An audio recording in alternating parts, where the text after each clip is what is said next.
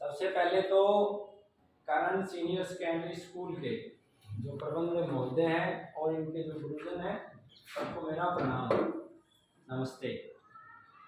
मेरा नाम कमल है और मैं राजीव दीक्षित गुरुकुल से आया हूँ। आप सबने अगर राजीव दीक्षित जी को नहीं सुना है तो एक बार सुनना। मैं आपसे कुछ पूछना चाहता हूँ, कुछ सीखना चाहता हूँ और आपको कुछ सिखाना चाहता हूँ।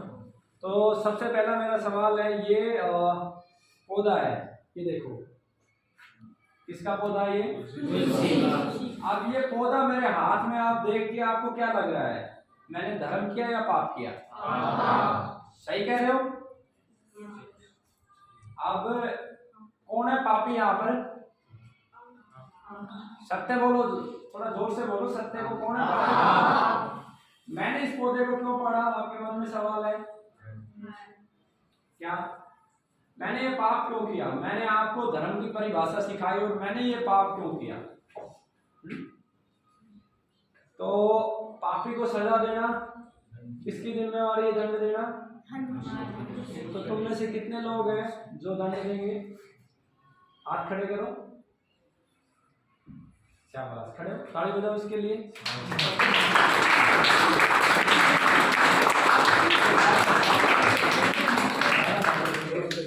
मेरे लिए क्या दंड का निर्धारण करोगे आप? इसको दोबारा होगा। देखो बहुत अच्छी बात है, लेकिन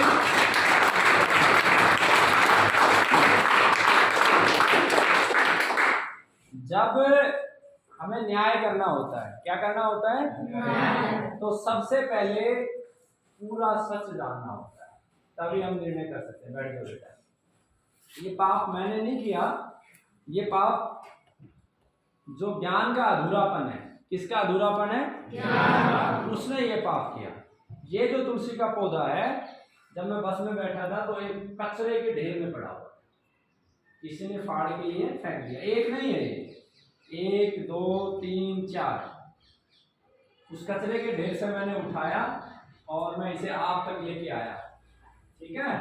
तो दंड देने से पहले पूरी उसकी गहराई तक जाना होता है। और ये पाप समाज में हर कोई कर रहा है।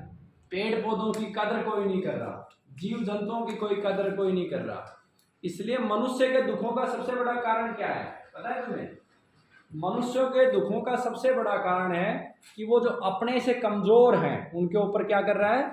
अत्याचार। जैसे ये बच्चा काफी बड़ा है, वो बच्चा बेचारा छोटा सा है, उसने उसको उठा के 2 थप्पड़ मार दिए बिना कारण ही।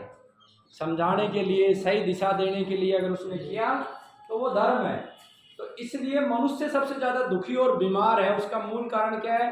पेड़ पौधों से प्रेम नहीं कर रहा, जीव जंतुओं से प्रेम नहीं कर रहा, जीव जंतुओं की रक्षा नहीं कर रहा। और जो हमारे 5 तत्व हैं, जल जमीन आकाश अग्नि वायु, इन 5 तत्वों की रक्षा करने के लिए कोई योजना नहीं बना रहा। ठीक है? जैसे हम गंगा जी जाते हैं, बहुत सारे आप में से नहीं गए होंगे, लेकिन बड़े बुजुर्ग गंगा जी जाते हैं, उठा के सारा कचरा गंगा जी में डाल देते हैं। और गंगा जी का जल कितना सर्वश्रेष्ठ है, बड़ी से बड़ी बीमारी को ठीक कर सकता है। तो इसलिए मैंने पहले आपको ये समझाया बेटा कि सबसे पहले निर्णय करना होता है। ठीक है? तो बीमारी का सबसे बड़ा कारण यही है। समझ गए क्या है बीमारियों का सबसे बड़ा कारण? जो ताकतवर है इस प्रकृति में, जो भी ताकतवर है, कौन है ताकतवर? सबसे ज्यादा बुद्धिमान और ताकतवर कौन है इस प्रकृति में? मनुष्य है। और उसका काम क्या था? पोषण। क्या काम था उसका? पोषण का अर्थ होता है पेड़ पौधों को पोषित करे, पेड़ पौधों को लगाए, अन्य जीवों को बचाए, जल जमीन आकाश अग्नि वायु को बचाए और अपनी शक्ति का सदुपयोग करे। क्या करे? तब जाके ये सृष्टि अच्छी, जैसी परमात्मा ने बनाई थी वैसी ही हो सकती है। ठीक है? तो आप में से कितने पेड़ पौधे लगाएंगे? शाबाश, बहुत अच्छे। और कितने लोग पक्षियों को दाना डालना शुरू करेंगे? शाबाश। ये काम जब करोगे, जीवों को बचाओगे तो बहुत अच्छा। और कितने लोग हैं जो गलत कर रहा है, जो जीवों को मार रहा है या अन्य गलत काम कर रहा है, उसे रोकने का प्रयास करेंगे? शाबाश। तभी धर्म पूरा होगा।